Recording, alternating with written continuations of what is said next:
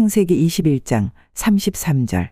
아브라함은 브엘세바에 에셀나무를 심고 거기서 영생하시는 하나님 여호와의 이름을 불렀으며. 우리가 예수 믿기 전에 하늘나라가 있는 줄 누가 알았겠습니까? 그저 태어나서 그저 한평생 살다가 죽으면 그것으로 끝이라 생각했는데, 오늘 이 찬송가 고백처럼 주님 얼굴 뵙고 난 이후에 멀리 또 몰랐던 그 하늘나라가 내 안에서 이루어지고, 또 그 나라를 향해서 우리가 날마다 가까이 갈 수 있는 그 은총을 주신 것이 얼마나 감사한지 모릅니다. 또 특별히 우리가 참 우리 조상 아담이 지은 원죄로부터, 또 우리 가정 안에 있는 해결하지 못한 고통과 아픔, 제약, 또 내가 스스로 늘 짓는 자범죄가 얼마나 많이 있습니까? 그런 죄 가운데서 주께서 우리의 모든 죄악을 사하시고, 그리고 주와 동행할 수 있는 은총을 주신 것이 참으로 감사하고 하나님께 감사할 뿐입니다. 이 은혜를 여러분들 잊지 마시고 날마다 주의 보좌 앞에 담대히 나와서 때마다 새마다 주시는 그 은총을 여러분들 늘 경험하시는 거룩한 주의 백성 되기를 주의 이름으로 간절히 소망합니다. 오늘 창세기 21장 33절 말씀을 통해서 내가 경험한 하나님은 어떤 하나님인가?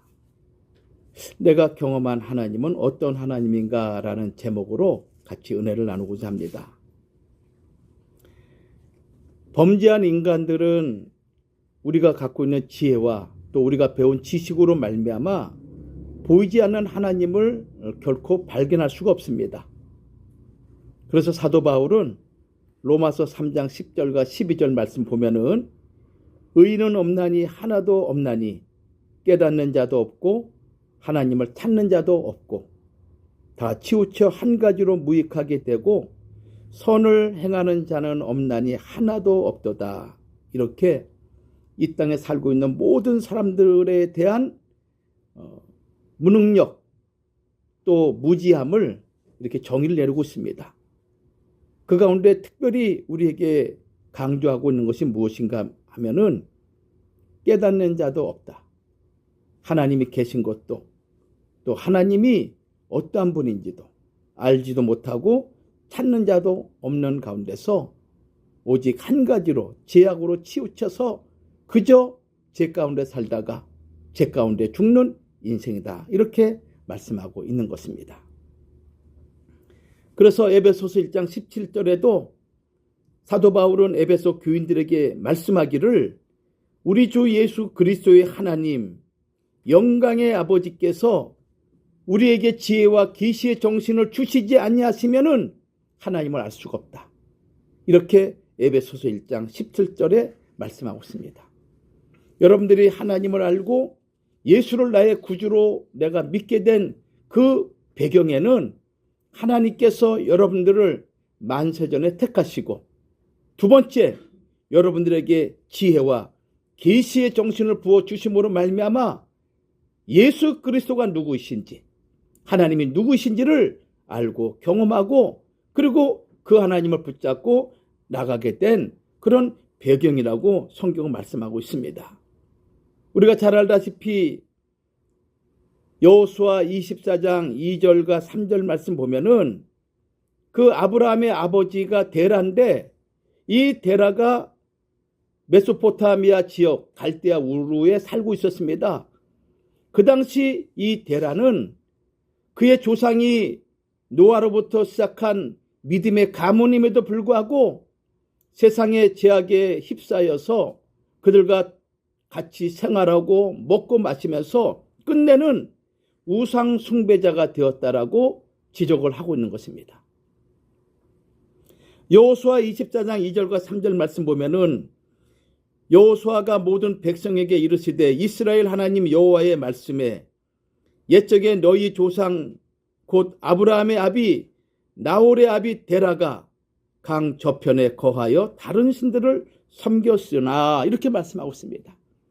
그러니까 아브라함은 어떤 가정적인 배경을 가지고 있었냐면은 그의 아버지가 데라가 우상을 숭배하고 있었고, 그 우상을 숭배하는 가정에서 태어난 아들이 누군가 하면은 아브라함이었습니다. 여호수아 24장 15절에도 동일하게 말씀하고 있죠. 만일 여호와를 섬기는 것이 너희에게 좋지 않게 보이거든 너희 열조가 강 저편에서 섬기던 신이든지 혹 너희의 거하는 땅 아모리 사람의 신이든지 너희 섬길 자를 오늘날 택하라. 오직 나와 내 집은 여호와를 섬기겠노라. 이렇게 말씀하고 있는 것입니다. 아브라함이 살던 이 갈대아 우르는 어떤 신을 섬기는 그런 도시였냐면은 하늘에 있는 태양이나 또는 달을 섬기는 그런 도시였고 또 중심지였습니다. 그래서 그의 아버지 데라 또 아브라함의 아내 사라, 밀가, 라반 이런 모든 이름들이 달을 숭배하는 그런 의미를 가지고 있는 단어가 바로 그들 이름 속에 나타나고 있는 것이죠. 그리고 이 갈대아 우르는 얼마나 물질적으로 풍요로운지 그 시대에 아주 최고의 문화를 향유하고 있었고 또 문명이 발달했기 때문에 온갖 우상이 만연한 도시가 이 갈대아 우르였습니다. 이런 환경에서 살고 있던 아브라함을 하나님께서 하나님의 특별하신 경륜 속에서 아브라함을 강권적으로 2번 부르게 됩니다. 이것이 사도행전 7장 2절 이하 나오죠. 그래서 하나님은 이 아브라함을 통해서 하나님의 구원의 역사를 이루시기 위해서 갈대아 우르에서 불러내시고 하란에 옮겼다가 하란에서 다시 불러내심으로 말미암아 그를 하나님이 약속하신 가나안 땅으로 인도하신 그 놀라운 사건이 사도행전 7장 2절과 4절에 또 창세기 12장 1절과 4절에 기록되어 있습니다. 부름을 받은 이 아브라함은 가나안 땅에 오게 됐지만은 자기를 부르신 하나님이 어떤 하나님인지 잘 몰랐어요. 그 하나님이 우주 만물을 창조하신 하나님인지 아니면은 자기 그 당시 살고 있는 사람들이 섬기는 부족의 그런 신인지 아니면 국가를 만든 신인지 그저 이 땅에 있는 수많은 신들 가운데 하나의 신인지 아니면 우주 만물을 창조하시고 인간의 생사화복을 주장하시는 능력의 하나님인지 그 하나님이 어떤 하나님인지를 아브라함은 몰랐던 것입니다. 그런 아브라함에게 하나님은 계시의 영을 부어주심으로 말미암아 그가 서서히 자기를 부르신 하나님이 어떤 하나님인가라는 것을 알아가고 경험하고 그래서 끝내는 그 하나님을 믿는 그 믿음으로 말미암아 자기가 100세에 난 아들 이삭을 기꺼이 드릴 정도로 신앙이 성장한 그런 믿음의 여정을 걸어가게 되는 것이죠. 믿음의 조상 아브라함이 가르쳐주는 하나님은 어떤 하나님이고 그 하나님과 내가 믿는 하나님은 어떠한 차이가 있는지 우리가 한번 살펴보면서 우리의 믿음이 현재보다 더 나은 믿음으로 우리가 믿는 신앙의 깊이와 넓이와 높이와 길이가 하나님이 원하시는 수준으로 우리가 올라가는 귀한 시간이 되기를 먼저 사모하면서 귀한 말씀을 나누겠습니다. 첫 번째로 아브라함이 경험한 하나님은 어떤 하나님이냐? 창세기 14장 22절에 나오죠. 천지의 주제시요 지극히 높으신 하나님. 아브라함이 경험한 첫 번째 그 하나님이 누구냐? 여호와 하나님은 도대체 어떤 분이신가? 나를 메소포타미아 지역에서 불러내셔서 이 땅까지 오게 하신 그 하나님은 어떤 하나님인가? 라는 것을 경험하게 되는데 그것이 어떤 하나님이신가? 할 때 창세기 14장 22절에 천지의 주제가 되시고 지극히 높으신 하나님이심을 아브라함이 고백을 하게 되는 거예요. 물론 아브라함이 처음으로 여호와 이름을 부른 적이 있습니다. 창세기 12장 8절이죠. 베델과 이 사이에 제단을 쌓고 여호와 하나님을 불렀습니다. 흉년이 들어가지고 애굽으로 내려갔죠. 거기서는 하나님의 이름을, 여호와 이름을 불렀다는 기록은 없습니다. 그러니까 애굽에서는 하나님의 이름 대신에 자기의 힘과 능력으로 살았다는 것을 우리에게 가르쳐주고 있는 그런 말씀이기도 한 것입니다. 이 아브라함이 애굽에서 나온 이후에 창세기 13장 4절에 다시 제단을 쌓고 여호와 하나님의 이름을 부르는 것을 우리는 창세기 13장 4절에 통해서 알 수가 있습니다. 이 여호와라는 이름은, 여호와는 구원자 또는 택한 백성을 구속하는 자라는 의미를 가지고 있습니다. 여호와는 구원자다. 이렇게 구원자 되시는 하나님을 믿고 있었지만은 그런 아브라함에게 하나님이 새로운 전환점을 만들어 주시는데 그것이 무엇인가 하면은 창세기 14장 22절의 사건인 것입니다. 창세기 14장의 내용은 어떤 내용이냐면은 이 가나안 땅에 큰 전쟁이 있었습니다. 엘람의 그돌라오메를 중심으로 한 4명의 동방의 왕과 그 다음에 시딤 골짜기에 있는 5명의 서방 왕들이 그 시대에 아주 큰 전쟁을 하게 됩니다. 이 싸움에서 소돔성에 살고 있던 조카 롯이 잡혀가게 되죠.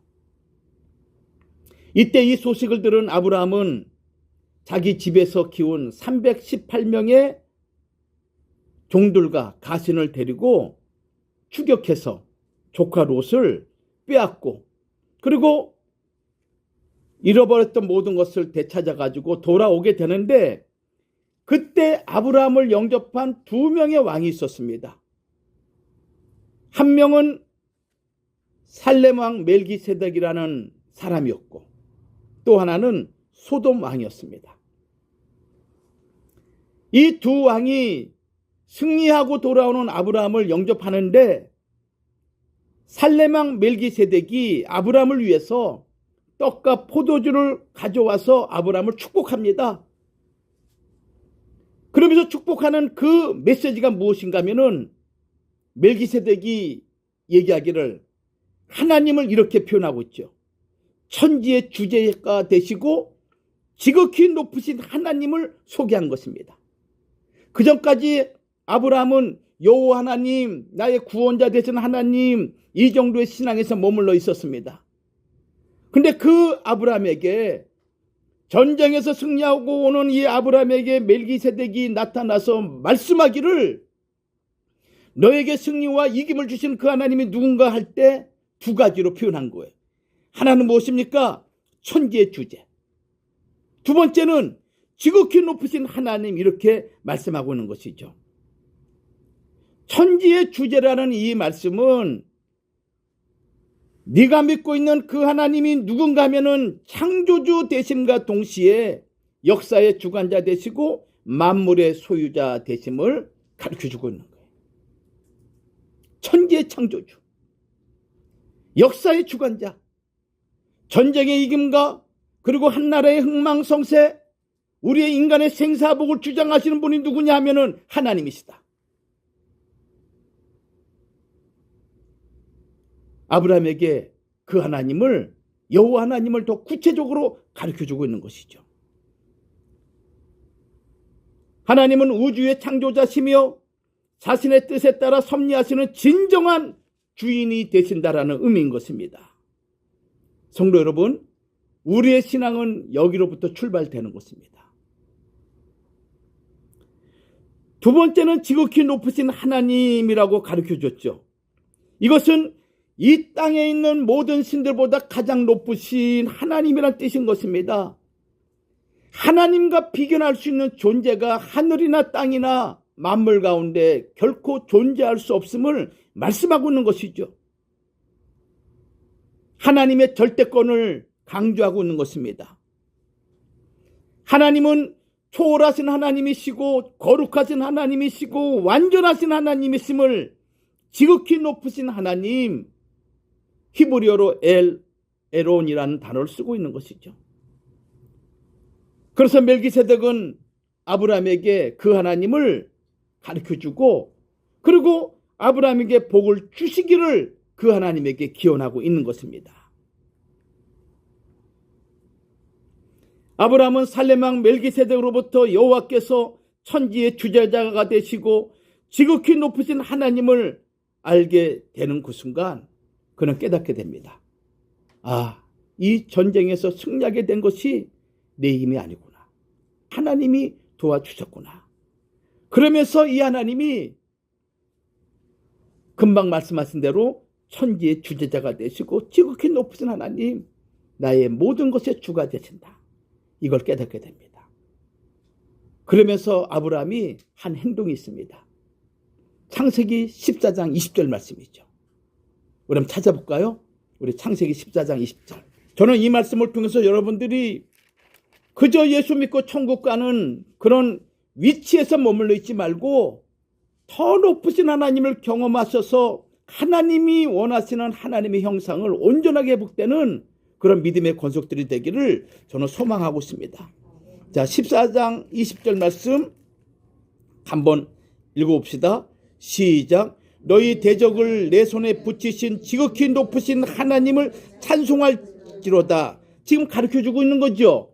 너희 대적을 내 손에 붙이신 지극히 높으신 하나님을 찬송할지로다 하며 누가? 멜기세덱이. 네 힘과 네 능력으로 전쟁에서 이긴 것이 아니라 전쟁의 주관자가 하나님이심을 가르쳐주고 있고 우주 만물의 창조자이심을 가르쳐주고 있는 거예요. 그렇게 하며 아브라함이, 자 같이 읽겠습니다. 시작. 아브라함이 그 얻은 것에서 10분의 1을 멜기세덱에게 주었더라. 10분의 1, 11조가 여기서부터 출발되는 것입니다. 나의 모든 것이 누구의 것이라는 것입니까? 하나님의 것이라는 것. 모든 것이 하나님의 것임을, 하나님이 바로 주되심을 고백하는 그 행위가 무엇인가 하면은 내 소유의 10분의 1을 하나님께 드림으로 아, 나의 모든 것이 주의 것이구나. 주로 말미암아 이루어지고 주로 말미암아 얻어지는 것임을 고백하는 신앙 고백이 11조가 되는 것입니다, 여러분들. 그래서 말라기 선자가 이렇게 얘기하고 있지 않습니까? 하나님의 것을 도적질하지 말아라. 그것이 11조여 헌물이라고 말씀하고 있는 거예요.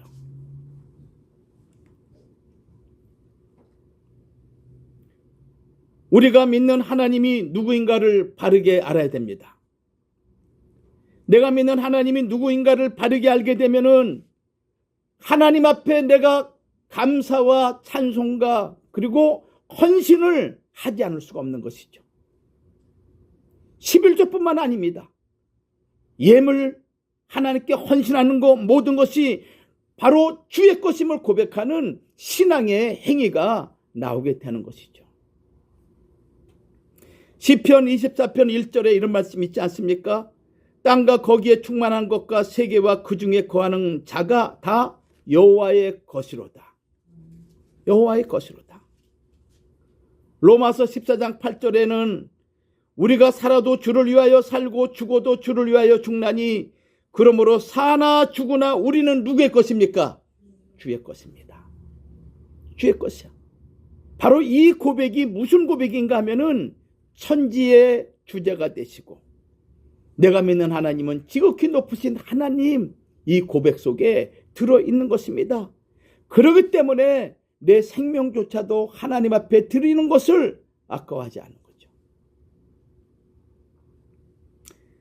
이 말이 끝나자마자 소돔 왕이 질세라 아브라함에게 이런 얘기를 합니다. 아브라함아, 네가 갖고 온 모든 물건 우리 백성들 가운데 소돔 그 백성들은 내게 보내고 그리고 물품은 내가 취하라. 마치 대단한 호의를 베푸는 것인 양 이렇게 아브라함에게 이 소돔 왕이 얘기합니다. 이 말을 들은 아브라함이 단호하게 사양하면서 이렇게 고백하게 되죠. 자, 21절 말씀 22절 같이 한번 읽어보겠습니다. 14장 21절 22절 시작. 소돔 왕이 아브라함에게 이르되 사람은 내게 보내고 물품은 내가 취하라. 마치 대단한 배려를 해주는 것인 양 이렇게 얘기하고 있죠. 그때 아브라함이 멜기세덱이 가르쳐 주신 그 하나님을 고백하죠. 22절 뭐라고 그럽니까? 같이 시작. 아브라함이 소돔 왕에게 이르되 천지의 주제시요 지극히 높으신 하나님 여호와께서 내가 손을 들어 맹세하노니 이렇게 말씀하는 거예요. 배운 거예요. 하나님이 누구인가를 알게 된 거예요. 여러분들, 성경은 하나님이 누구인가를, 예수 그리스도가 어떤 분인가, 그분의 깊은 속성, 그분의 깊은 하나님의 놀라운 그 은총의 역사심을 우리에게 다 가르쳐주고 있습니다. 우리가 성경을 모르기 때문에, 성경을 들으려고 하지 않기 때문에, 말씀을 들으려 하는 그런 마음이 없기 때문에 믿고 있지만은 그저 하나님은 이 세상에 있는 많은 신들 중에 한 신으로 섬기는 자들이 너무나 많이 있는 거예요. 아니면 그보다 좀 더 우월한 신으로. 여러분들, 우리가 믿는 하나님은 그런 하나님이 아닌 것입니다.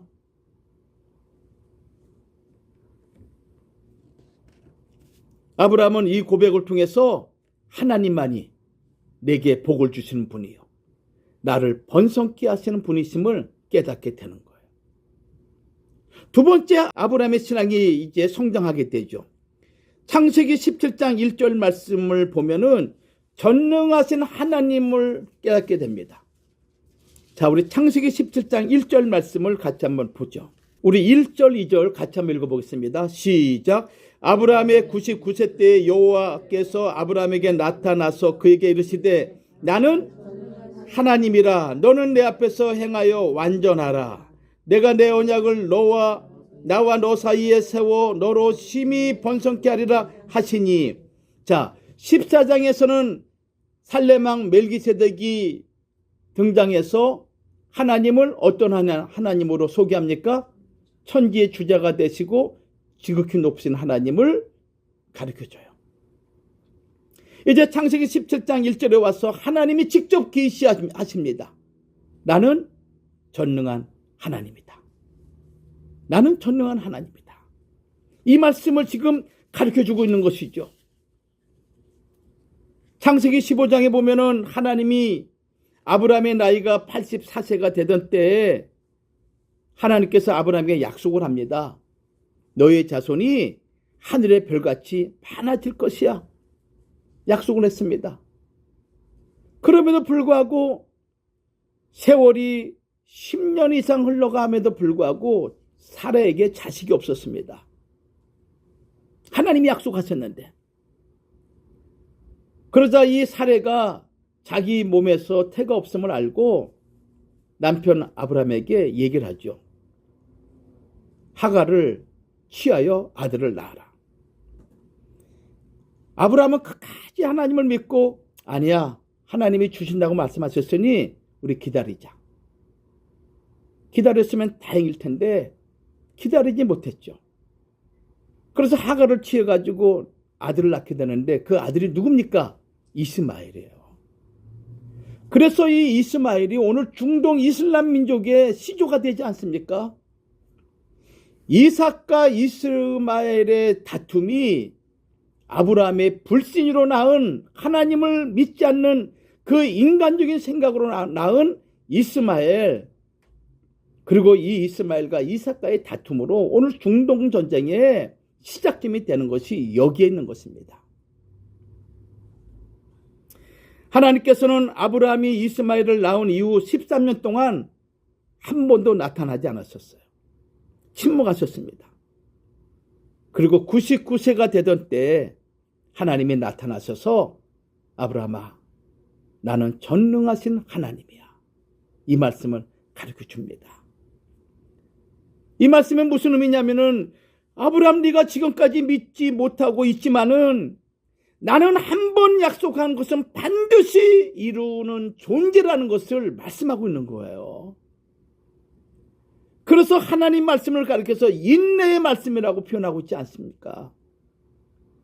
우리는 잃어버린 것 같고, 우리는 조급한 것 같고, 우리는 갑갑한 것 같지만은 하나님은 우리에게 말씀하시고, 우리가 기도한 것을 잊지 않고 하나님은 기억하시고, 때가 될 때까지 하나님은 기다리고 계시다는 것을 여러분들이 믿으시라는 것입니다. 조급함으로 아브라함과 같이 하갈을 취해서 이스마엘을 낳을 때는 좋기는 했었죠. 그러나 그 사건이 그 이후의 역사 속에 어떤 큰 일로 나타날지 누가 알았겠습니까?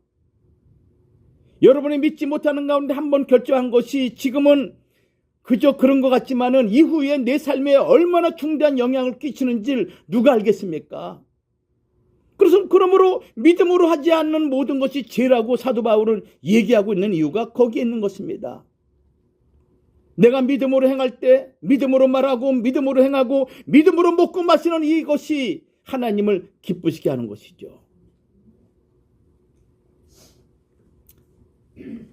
이 기사는 하나님이 인간에게 자신을 계시한 최초의 내용인 것입니다. 내가 전능한 하나님이다. 이 계시는 하나님이 인간에게 계시한 자기 자신이 누구인가를 계시한 최초의 내용인 것입니다. 히브리어로 엘사다이라는 단어이죠. 엘사다이.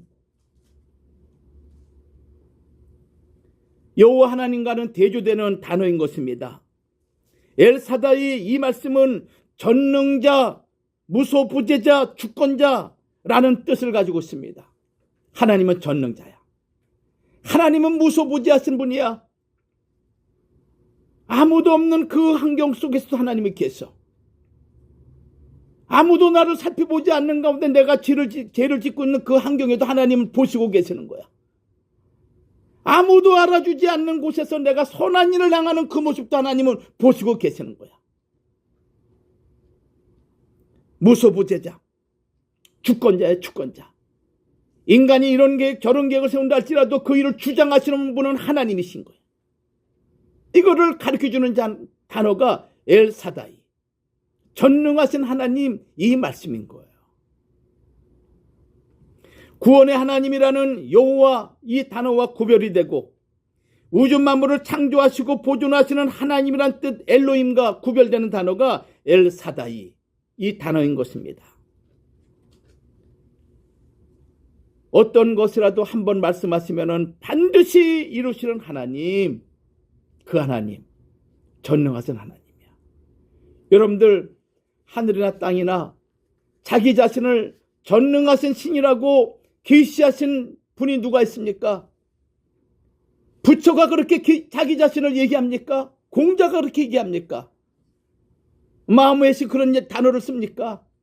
아니 지금까지 역사가 시작한 이래로 자기 자신을 전능하신 신이라고 고백한 자가 누가 있습니까, 여러분들? 하나님에는 없는 것이죠. 하나님에는. 이 엘사다이라는 단어 속에는 세 가지 의미가 있어요. 완전성이다. 완전성.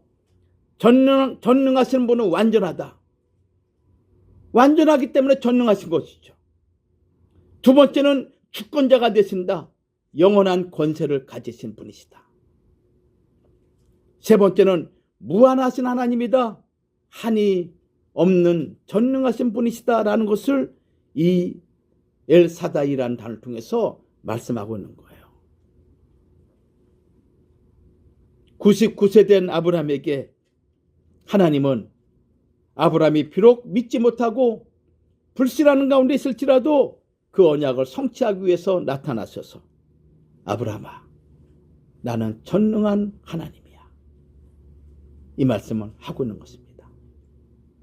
그리고 아브라함의 이름을 아브라함, 살의 이름을 사라 바꿔주시는 거예요.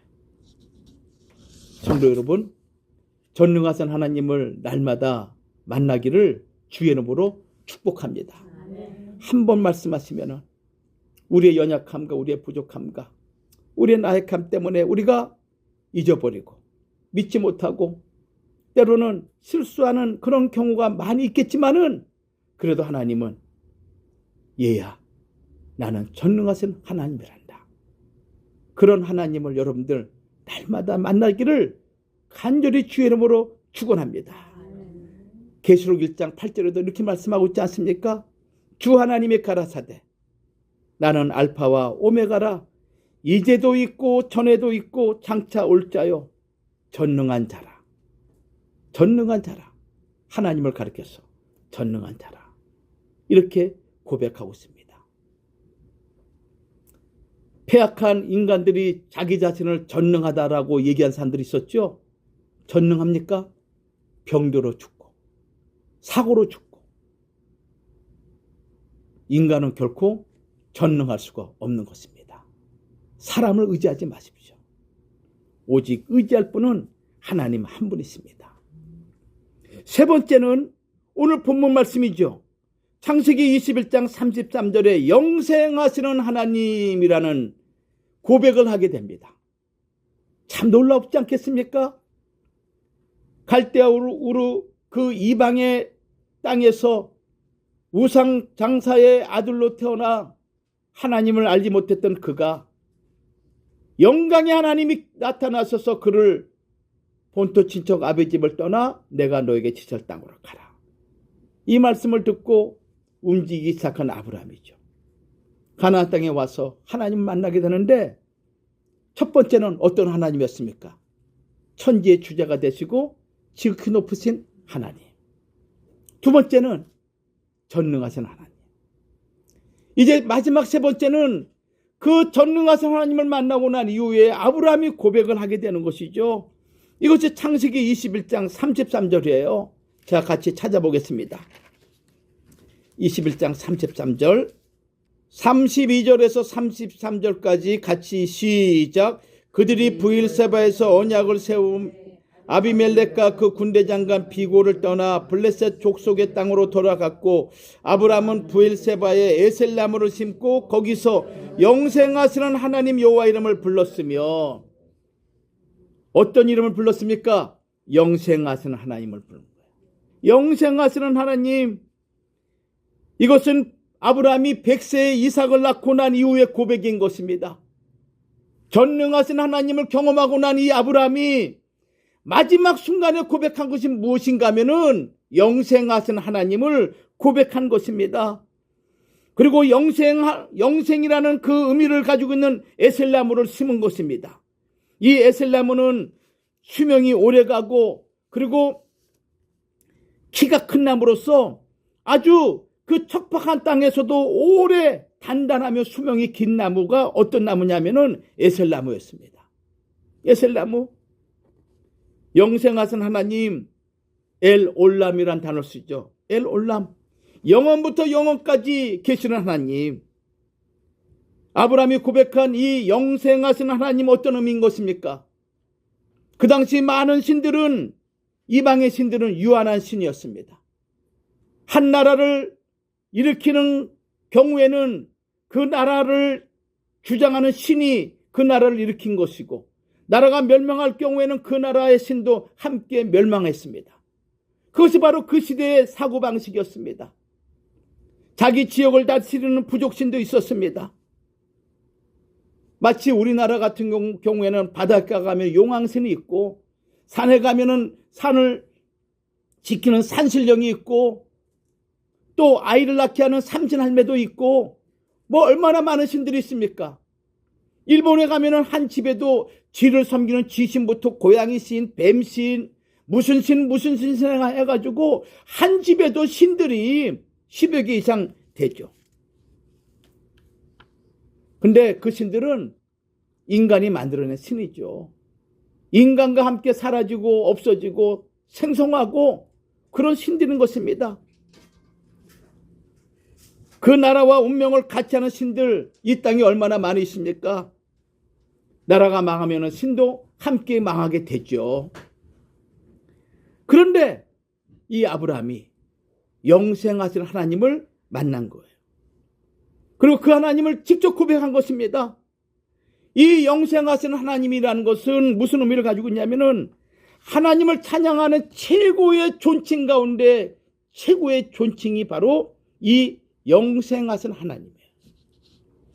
하나님은 우리가 많은 수식어로 우리 하나님을 표현할 수 있습니다. 그러나 그 표현 가운데 가장 고귀한 표현이 무엇인가 하면은 영생하신 하나님.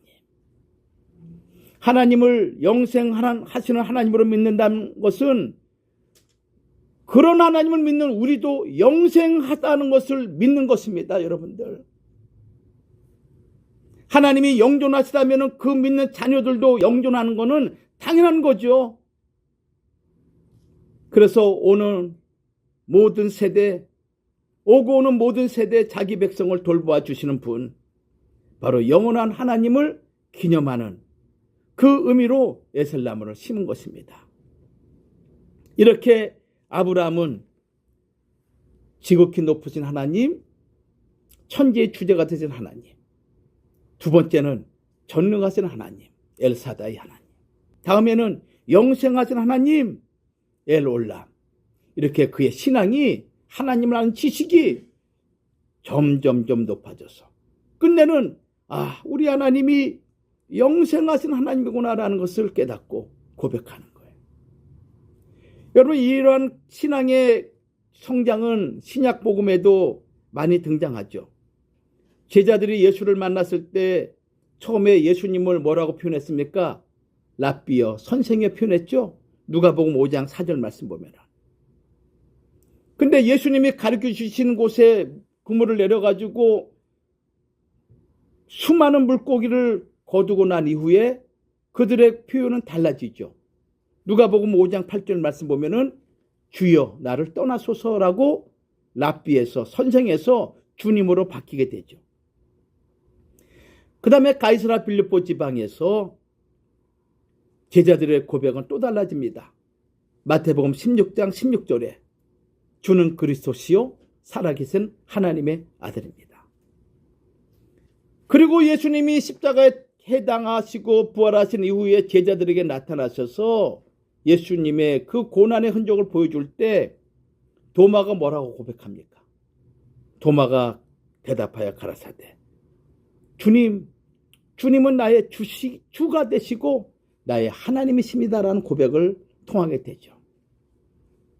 이렇게 제자들도 맨 처음에 예수를 만났을 때 유대의 청년에 지나지 않는 인물로 생각했다가 그분과 대화를 나누고 그분의 기사와 이적을 경험하고 그분의 모든 것을 함께 나누는 동행의 삶을 살아가는 동안에 그들의 신앙이 점점점 높아지는 것. 결국은 주는 나의 하나님 고백하게 되는 것입니다. 그런데 놀라운 일이 일어났죠. 영생하신 하나님을 만나고 난 이후에 하나님이 아브라함을 시험합니다. 그 시험이 뭐죠? 창세기 21장에서 영생하신 하나님을 고백했죠. 22장의 1절에 무슨 말이 있냐면은 이런 말씀이 있습니다. 22장 1절 말씀 보면은 그 일 후에, 여기 그 일 후에라는 이것은 영생하신 하나님을 만나고 에셀나무를 심고 난 그 일 후에 어떤 일이 벌어지냐면은 아브라함에게 하나님께서 이삭을 바치라고 명령을 내려요. 100세 난 아들을 바치라고. 그 당시 이 아브라함이 갈등하고 번민했지만은 그 아들 이삭을 하나님께 바치지 않습니까? 그러죠. 그때의 상황을 히브리 11장 19절에는 이렇게 표현하고 있는 거예요. 뭐라고 표현하고 있는지 표현하고 있냐면은 저가 하나님이 능히 죽은 자 가운데서 다시 살리실 줄로 생각한지라. 비유컨대 죽은 자 가운데서 도로 받은 것이니라. 이 말씀이 영생하신 하나님을 고백하고 난 이후에 이삭을 드릴 때 이런 마음으로 드린 것입니다. 이 아들을 죽지만 하나님이 다시 살리실 줄 믿은 거예요. 왜? 내가 믿는 하나님은 어떤 하나님이기 때문에 영생할 하나님. 그렇기 때문에 여러분들, 우리의 믿음의 선진들이 예수 믿는 신앙 때문에 악형을 당할 때 구차히 그것을 면하지 않고 그걸 감내한 것입니다. 왜? 영생하신 하나님이기 때문에. 부활의 주가 되시고 변화의 주가 되신 하나님을 믿기 때문에 수많은 고난과 어려움과 채찍, 희롱, 그리고 목배임을 당한다 할지라도 하나님을 위해서 기꺼이 신앙을 배신하지 않은 거예요. 왜? 영생하신 하나님. 그 하나님을 믿기 때문에. 이게 믿음 아니겠습니까? 여러분, 이 하나님을 끝까지 믿으시기 바랍니다. 그래서 여러분들 신앙이 그냥 저 차원에 머물러 있지 말고 날마다 하나님 말씀을 통해서 여러분들이 성장하셔서 여러분의 삶을 통해서 입술로 고백할 뿐만 아니라 내 삶을 통해서 그래, 하나님의 영생하신 하나님이야. 내가 비록 병들어서 내가 사고로 내가 원치 않는 여러 가지 일로 말미암아 위기를 만난다 할지라도 하나님은 영생하신 하나님, 전능하신 하나님, 천지의 주자가 되시고 지극히 높으신 하나님을 고백할 수만 있다면 우리의 삶은 승리의 삶이 될 줄 믿습니다. 신앙이 날마다 성장해 가시는 우리 주의 백성들 다 되기를 주님의 이름으로 축원합니다. 기도하겠습니다. 살아 역사하시는 하나님 아버지, 은혜를 감사합니다. 지난 한 주간 동안도 주의 은혜 안에서 우리를 지켜주시고 주의 존전에 나와서 예배하게 하신 하나님, 이 예배를 통해서 하나님을 더욱더 가까이 하며 하나님이 흠향하시기에 향기로운 냄새가 되기에 부족함이 없도록 우리를 도와 주시옵소서. 아브라함이 경험한 하나님, 천지의 주자가 되시고 지극히 높으신 하나님이요, 전능하신 하나님이요, 영생하신 하나님을 그가 배우고 경험하듯이 오늘 우리에게도 그런 하나님을 우리가 배우며 날마다 하나님 보좌 앞에 더욱 가까이 나아가는 은총을 우리 모두에게 허락하여 주옵소서. 우리 삶 속에 있는 수없이 많은 어려움이 있습니다. 질병이 있습니다. 병마가 있습니다. 물질적인 어려움도 있습니다. 그럴 때마다 하나님을 고백하게 하옵시고 주님을 고백하는 거룩한 성도들이 되어서 모든 것을 주 안에서 해결받는 믿음의 권속들이 되도록 축복하여 주시옵소서. 될 줄로 믿사옵고 예수님의 이름으로 기도 올리옵나이다. 아멘.